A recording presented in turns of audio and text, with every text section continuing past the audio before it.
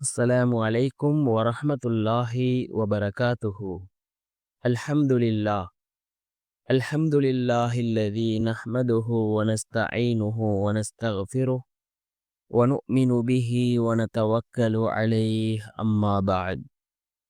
அன்பிற்குரிய அல்லாஹ்வின் நல்லடியார்களே, அன்பு சகோதரர்களே, நாம் தொடர்ச்சியாக பார்த்து வரக்கூடிய துஆக்களினுடைய திக்ருகளினுடைய தொகுப்பில் இன்று நாம் பார்க்க இருக்கின்ற விடயம் என்னவென்றால், இன்றைய தினம் இரவு நாம் இந்த துஆவை ஓதுவோம். நபி யூனுஸ் அலைஹிஸ்ஸலாம் அவர்கள் ஓதிய துஆ நம்முடைய எல்லா காரியங்களையும் சீராக்கி தரக்கூடிய ஒரு துஆ. இதனை ஓதி நாம் அல்லாஹ்விடம் பிரார்த்தனை செய்வோம். நம்முடைய வாழ்க்கையில் மாற்றத்தை ஏற்படுத்தக்கூடிய ஒரு துஆ. அற்புதமான அந்த துஆவை தான் நாம் இன்றைய வீடியோவில் பார்க்க இருக்கின்றோம். அன்பார்ந்தவர்களே, அல்லாஹ்வின் நல்லடியார்களே, அதிகமானோர் நம்முடைய சேனலை சப்ஸ்கிரைப் செய்யாமல் பார்த்து கொண்டிருக்கின்றீர்கள். நீங்கள் சப்ஸ்கிரைப் செய்து லைக் இடுவதன் மூலமாக நமது சேனலில் உள்ள வீடியோக்கள் இன்னும் பல சகோதரர்களுக்கு கொண்டு போய் சேர்க்கப்படும். அவர்கள் அதனை பார்த்து பயனடைந்தால் அதற்குரிய கூலியை அல்லாஹ் உங்களுக்கும் வழங்குவான். அன்பார்ந்தவர்களே, அல்லாஹ்வின் நல்லடியார்களே,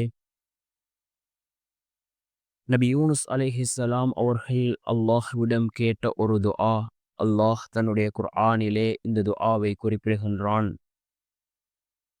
நாம் அதிகமாக ஓத வேண்டிய ஒரு துஆ, அல்லாஹ்வை புகழக்கூடிய துஆ, அல்லாஹ்விடத்திலே பாவ மன்னிப்பை கேட்கக்கூடிய ஒரு துஆ, நம்முடைய வாழ்க்கையின் தரத்தை மாற்றக்கூடிய துஆ, வாழ்க்கையிலே அல்லாஹ்வினுடைய உதவிகளை கொண்டு வந்து சேர்க்கக்கூடிய அந்த துஆ. சுப்ஹானக துபுது இலைக வ அன அவ்வலுல் முஃமினீன். சுப்ஹானக துபுது இலைக வ அன அவ்வலுல் முஃமினீன். யா அல்லாஹ், நீ மிக பரிசுத்தமானவன். நான் உன்னிடம் மன்னிப்பு கோருகிறேன்.